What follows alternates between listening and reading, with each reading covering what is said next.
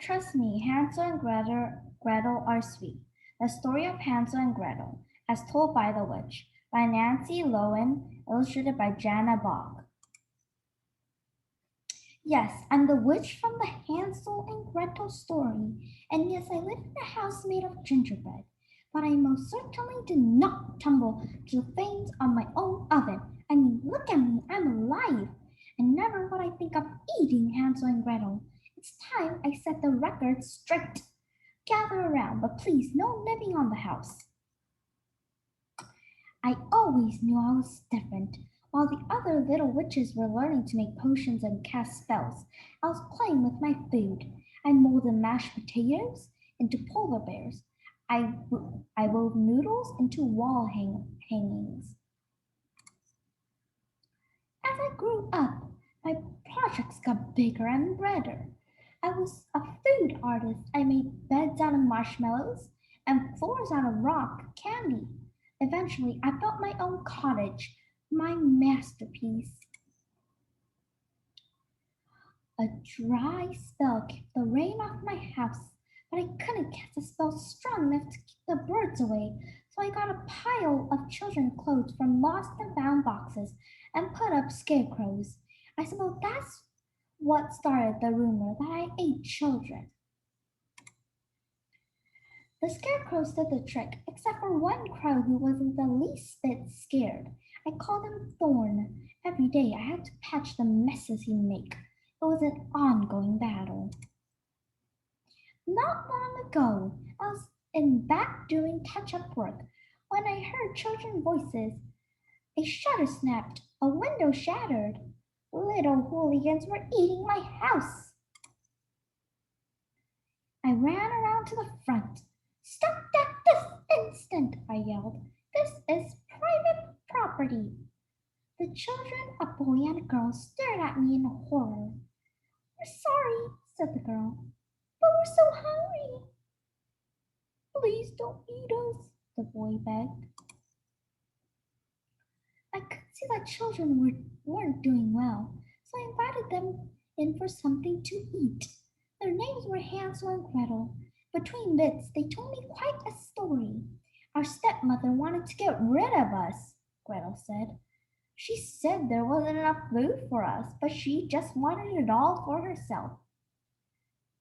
She made Dad leave us in the forest twice. She was hoping we'd get lost, said Hansel. The first time we made a trail with white pebbles and followed it back home. The next time we made a trail with breadcrumbs, Gretel continued. But let me guess, I said. The birds ate the crumbs, right? The kids nodded. Of course, I said they could live with me. Where else would they go? Hansel, Gretel, and I got along beautifully. I taught them about food art. They helped me with chores and kept an eye on the horrible birds. Hansel was a natural artist. He made a wonderful sculpture of himself out of sponge cake and fruit snacks. Sometimes I teased him up by talking to it. Oh, Hansel, I want to gobble you up, I said. Life was sweet. I'd even have to worry about Thorn anymore. One day he just disappeared. But you know, it was good. It was too good to be true. A bird like that never gives up. A few weeks later, the kids and I were baking pies. Suddenly, a thorn landed on my window box and began pecking away. Then a woman's voice called, Yoo-hoo! Is anyone home? Hansel and Gretel turned as white as powdered sugar. The wicked stepmother. Yes, the stepmother and Thorn were working together. They wanted the kids and me out of the picture so they could eat my house. Well, that wasn't going to happen. I flung open the door. Now look here, I began, but the woman pushed past me. Darling children, you're alive, she exclaimed. Run for it, I told Hansel and Gretel. I grabbed a pie and was about to throw it in the stepmother's face when she opened the oven door and shut me in.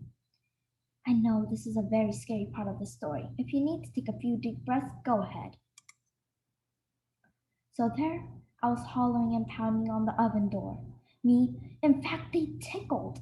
My dear old oven, my true and best friend, will never harm me.